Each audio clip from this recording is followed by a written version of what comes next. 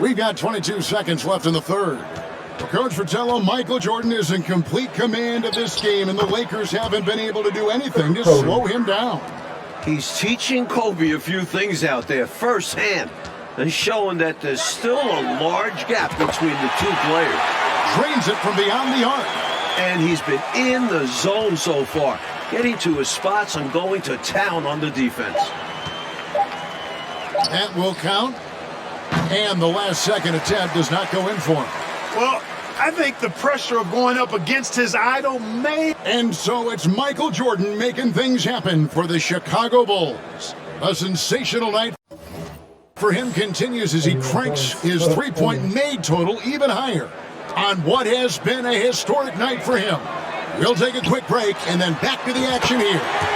Welcome back, everyone. It's time for some fourth quarter action here in Chicago, where Michael Jordan and the Chicago Bulls are battling Kobe Bryant and the visiting LA Lakers. Well, we've heard the reports of Scottie Pippen being unhappy with the Bulls front office, and the trade rumors have been circulating as a result. Names like Tom Gugliotta, Jerry Stackhouse, and Eddie Jones have all been mentioned in possible trade packages for the Bulls. So for the Lakers right now, they've got Campbell. Fisher is out there with Barry. Then there's Blunt, and it's Fox in at the small forward position. Fires the three, and the Bulls another three. With all the talk about Kobe and the Lakers being the future of the league, Michael is reminding us that he and the Bulls are the present. Here's Caffey. Fast break. Here comes Chicago. Jordan with the ball. Their offense has really stood out. They're piling up the points and torching this defense. I like how under control they've been on offense, keeping things simple and running their plays well. And Fisher kicks to Fox. Pass to Blunt. Fisher! Back to Fox. Just 4 to shoot. Here's Fisher. Offensive struggles continue, missing again. Well, here we are looking at Pippen Clark with his return set for January. We'll have to keep our eyes out for that February trade deadline. Yeah, I've got that circled on my calendar, Kevin, and you know Scottie is looking for a new contract. That's clear. But I'd be surprised if he doesn't at least finish out the season with the Bulls. I agree. Oh, Mike, the Bulls defense has sent a message in this one, letting the Lakers know that it's not their time yet, that the Bulls are still in control. These young Lakers got to see what it was like going up against a championship caliber defense. Hopefully, they can learn and build from this experience. And I bet they do. Here's Fisher, following the basket by Michael Jordan. And here's Fisher. Back to Fox. And that comes off the assist by Derek Fisher. Fisher doing his job, which is basically as the point guard to find open teammates. And here's Jordan outside. And the Bulls another three. How about the damage they've done from deep? Sniping away with great confidence. They're certainly taking threes in bunches. Can't blame them given the results they're seeing right now. Here's Fisher. That's tipped. It's stolen by Kerr. And again, Chicago running the court in transition. And here's Jordan outside. And the three ball is good. They're not just on fire. Nothing is getting in their way on offense. It's practically supernatural. The defense is trying everything. Lakers passing it around. And there's the pass to Barry. It's Fox atop the key. Kicks to Fisher. Campbell is screen on Kerr. Here's Fisher. It's blocked. With authority. Whittington coming at the shot with those long arms for a swat. Burrell, he's checked in for Bushler. And Los Angeles making a change here as well. Jones checked in for Fox. And here's Jordan outside. Bangs home the trifecta. You are asking for trouble if you're going to allow that kind of shooter that kind of a good look. You can't let that happen. Let's face it, they have not done a good job staying attached to shooters. And it shows in the score. Here's Blunt. Jones looking for an opening. There's the pick. 5 on the clock. Down low. Will it go? And the layup is up and in. I think this is where Blunt is most effective, using his size to his advantage inside. Chicago with the ball. Here in the fourth, they've allowed just 4 points. The shot's good from Jordan. It's obvious he's looking to continue to attack on offense so this lead can expand. And if you were hitting like he is in this one, you would be too. His efficiency has done a lot for them. Here's Fisher.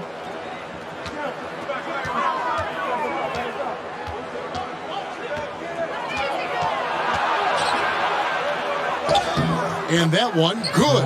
And it's got to be frustrating that they're finally starting to play like this, being this one is basically done. Well, hopefully they can take this energy into the next one, because I don't see them coming away with the victory tonight. What a way for them to finish the game, closing it out with some terrific play. We've seen too many games slip away late.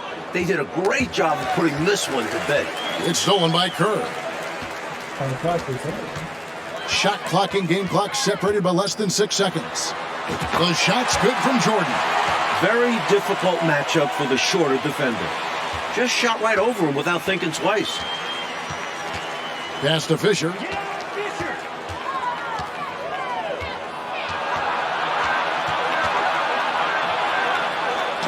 Got a piece of it. Campbell, the pass to Fisher. Over Jordan. No good there. And so it's the Chicago Bulls getting the win in front of their home crowd. An important victory, Coach, for them here against the up-and-coming LA Lakers. Well, Michael gets the best of Kobe while the Bulls capture their 3rd straight win. And they need it as they're trying to move up in the standings in this cutthroat Eastern Conference. And Clark, what does this loss mean, do you think, for the Lakers? I think it's growing pains and a learning experience, Kevin. They just need to take a look at the film and correct the mistakes they made. But they're still second in the West, and with Shaq coming back right around Christmas time, I don't think we need to worry about the Lakers. I think you're right. For Mike Fratello, Clark Kellogg, and David Aldridge, and our entire 2K crew, this is Kevin Harlan thanking you for tuning in. See you later.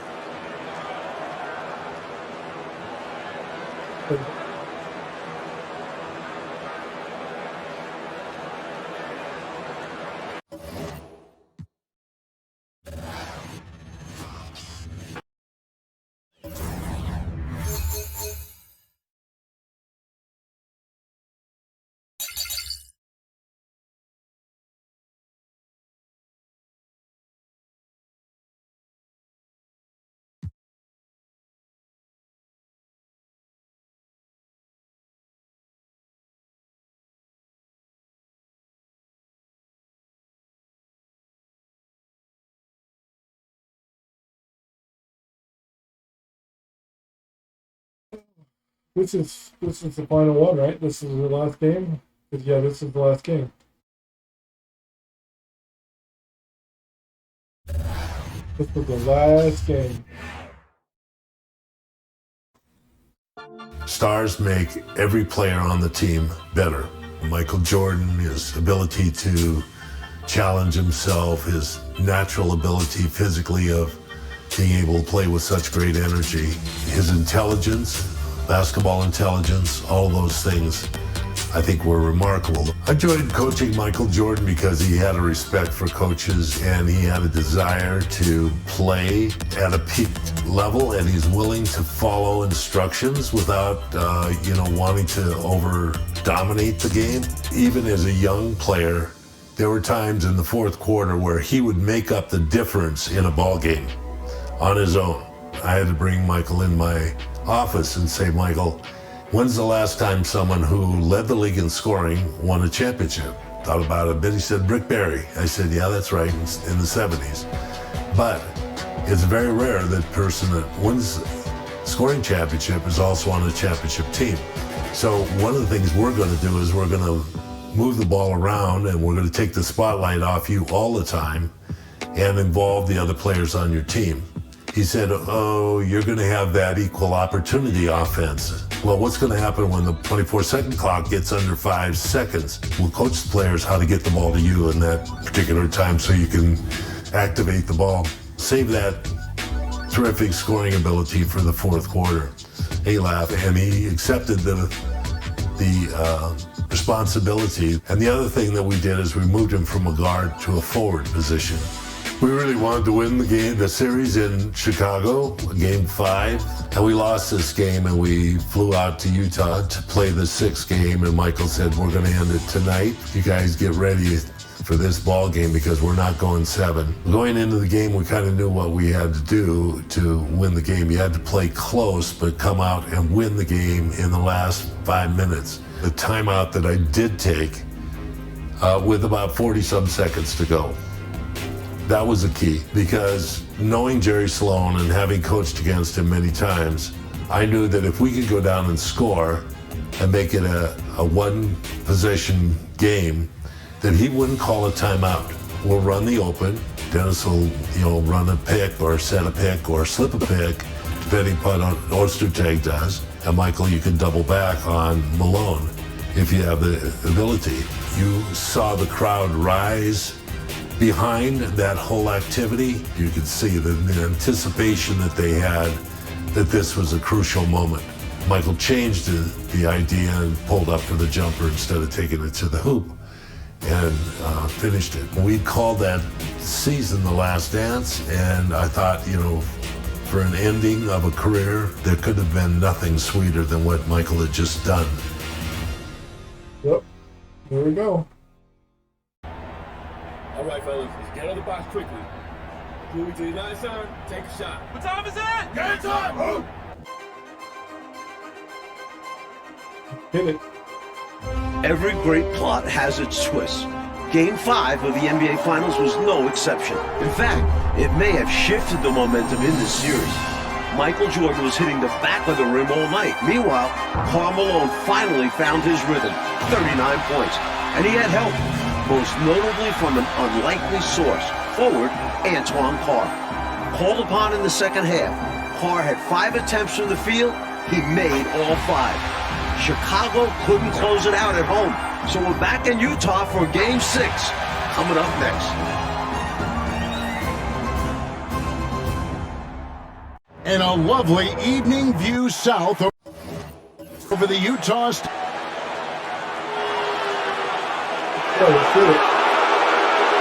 Welcome everyone to Salt Lake City, Utah for Game 6 of the NBA Finals between the Chicago Bulls and the Utah Jazz. Alongside Clark Kellogg and Mike Fratelli and our sideline reporter David Aldridge, I'm Kevin Harlan. Coach, the Jazz need to win 2 in a row, with these rabid fans trying to will them to the finish line. And if they win tonight, Kevin, Game 7 would also be here on their home court. So this crowd could have a decided impact on the final outcome. And in the first 2 games here in Salt Lake City, Clark, Jordan and Pippen, Kukoc also, combining to go 4 for 23 from 3. And it's unheard of. It really is, Kevin, and the Jazz with a bit more size and strength inside, it sure would help Chicago if they can space the floor a little better tonight and knock down some of those perimeter shots. On the floor for the Chicago Bulls, Luke Longley is at the 5. The forwards, Scottie Pippen and Tony Kukoc. And at the guard positions, Ron Harper and the great Michael Jordan. And so for the Utah Jazz, it's Adam Keefe and Karl Malone inside. Brian Russell at the 3 and also tasked with defending Michael Jordan. And the skilled backcourt of Jeff Hornacek and John Stockton. When you look at how the Bulls have played on the road this postseason, they're only 4-4. And most of those losses have come against their toughest opponents, Utah and Indiana. And the Jazz with possession here. The Bulls getting their last shot to go. On the wing, Malone. 6 on the shot clock. And that time, also a missed shot. Clark, of course, it took Chicago 7 games to get past Indiana. And as a former Pacer, I know how proud you are of those players from Indianapolis.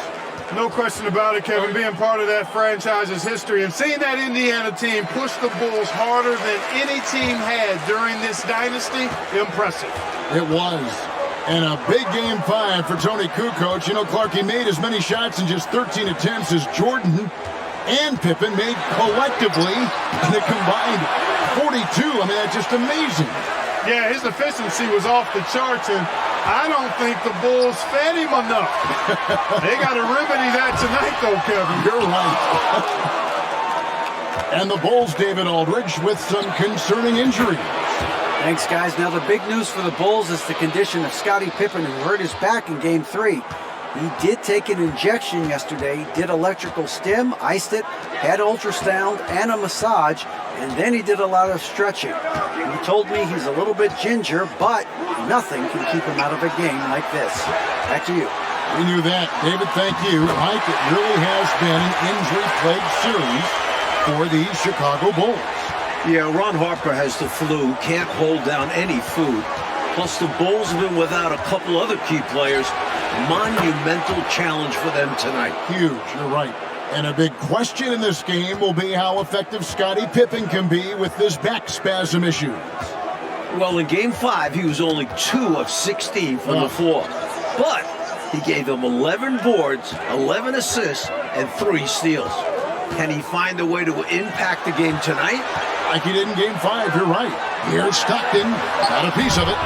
Hard to shoot over 7'2". Longley getting all of that one. A deep 3 from Jordan. The Bulls trying to slam the door for their 6th title. And Mike, coming into this game, Malone said he wanted to attack the paint early. That's right, looking to put pressure on the rim and, if possible, get Rodman and Longley in early foul trouble. There's the pass to Russell. Stockton up top. Launches a 3. And Pippen pulls it down. Really excellent defense there. They know he's capable of knocking it down from outside, and they could not have played him any better. Bucket is good. Right from the start, they set the tone and were the more dominant team. I love how they've looked right from the tip, doing an amazing job building this lead. And the Jazz call time here. Carr, he's checked in for Keith. Then for the Bulls, Rodman comes in for Longley, and Kerr subbed in for Ron Harper. Passes it to Carr. Russell dishes to Stockton.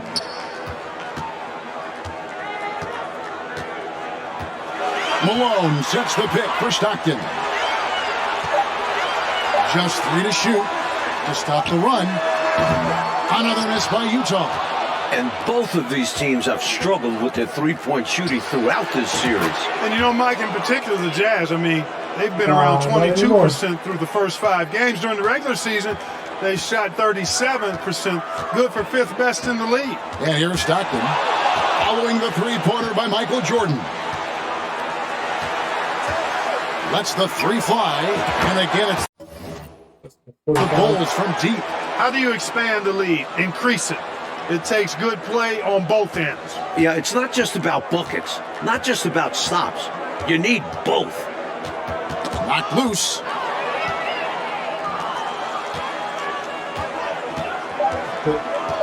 From past the arc. And so it's Michael Jordan making things happen for Chicago. An historic feat during the quarter, launching and making a phenomenal number of three-pointers like never seen before. Only in the NBA. And we'll be right back after this.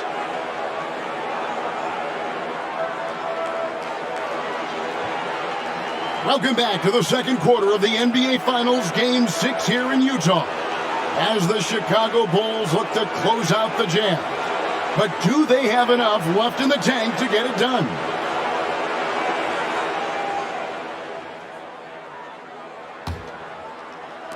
And Utah has possession. And these Bulls have to feel like the time is now to close out the series. They do not want it getting to a Game 7 on the road. They've got Isley. Carr is out there with Brian Russell. And there's Malone. And it's Hornacek in a 2-guard. That's the group right now for Utah. Shot clock at 5. That one drops for him. Boy, the focus from Malone, impressive. Not allowing the defense to get the better of him on these difficult finishes. And Clark, the Bulls looking to close it out tonight. Critical, since very few teams have been able to win a finals game 7 on the road. And you know what, Kevin? If it got to that point, all the momentum would be with the Jazz, having battled back from down 3-1. The Bulls gotta play like this is the game 7 here. Oh, once again, you've mapped it out well, Clark. And here's Russell following the three-pointer by Michael Jordan. Carr, no good. And the huge